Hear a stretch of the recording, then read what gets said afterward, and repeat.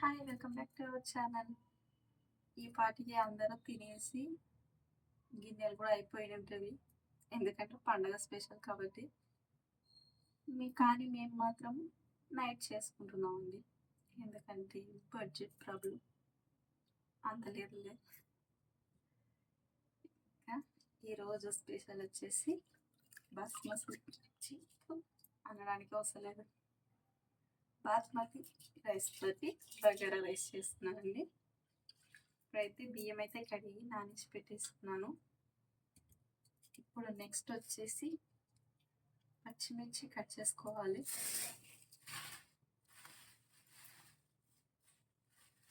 కొత్తిమీర కరివేపాకు అయితే లేదు, అయిపోయింది ఆల్రెడీ. పచ్చిమిర్చి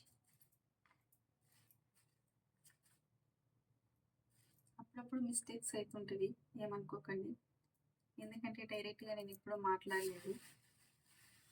ఎంతవరకు ఉన్న వీడియో మొత్తం తీసేసినాక అప్పుడు వాయిస్ ఓవర్ ఇవ్వాలంటే టెన్షన్ అయ్యేది. మరీ మనం మాట్లాడే వాయిస్ ఎంత ఉంటుందంటే 2 minutes కూడా మాట్లాడలేదు. వీడియో అయితే 4 minutes ఉంటుంది. చాలా కష్టం కదా, కానీ తప్పదు, వీడియో ఎంత ఉంటే అంత మాట్లాడాలి.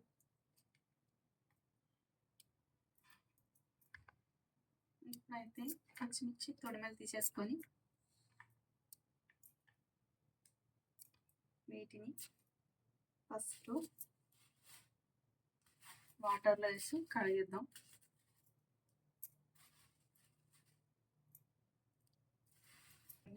పచ్చిమిర్చి, కొత్తిమీర, పుదీనా ఇవైతే కట్ చేసి పెట్టేసుకున్నాను.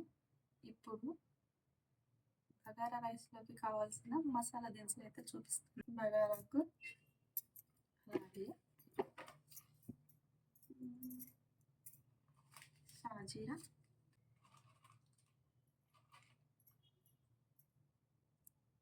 లవంగాలు, ఒక 3-4 యాలకులు. ఇవన్నీ మాకు తెలుసులే, అమ్మ అంటారు లేదని ఆయన చూపించాలి కదా వీడియో కోసం.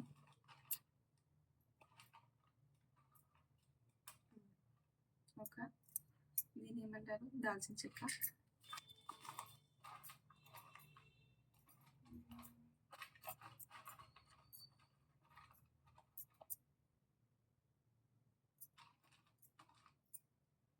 వీటి పేరైతే నాకు తెలియదు, ఏమంటారో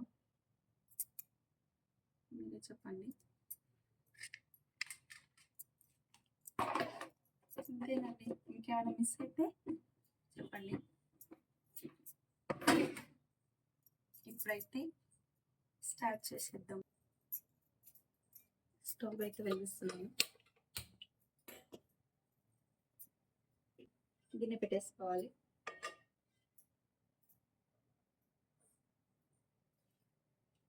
తర్వాతకు కొంచెం ఆయిల్,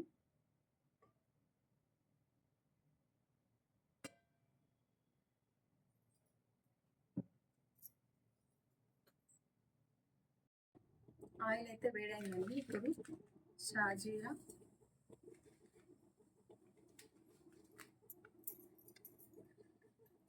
బిర్యానీ ఆకు,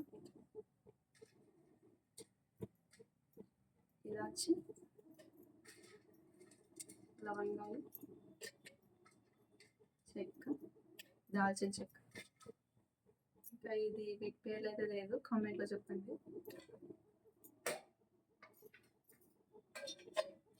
ఇవన్నీ ఒకసారి కలిపేసుకోవాలి. అల్లం పేస్ట్,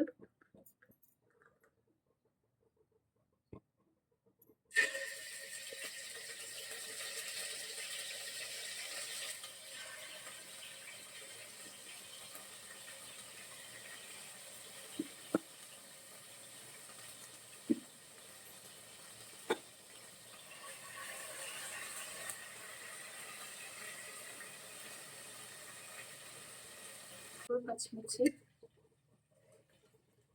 అలాగే కొంచెం పుదీనా.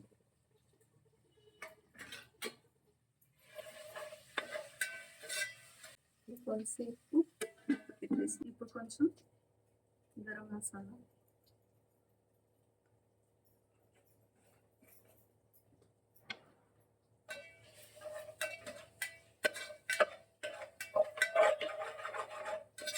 అయితే ఈ గ్లాస్తోన 2 గ్లాసెస్ తీసుకున్నాను. ఇప్పుడు 3 గ్లాసెస్ వాటర్ అయితే పోస్తున్నాను.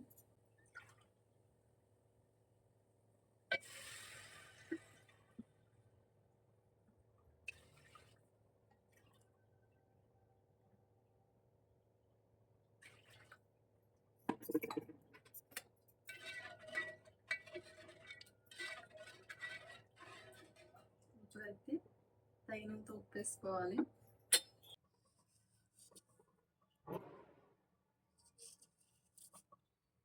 వాటర్ అయితే మరుగుతుంది. ఇప్పుడైతే మనం రైస్ అయితే వేసేసుకోవాలి.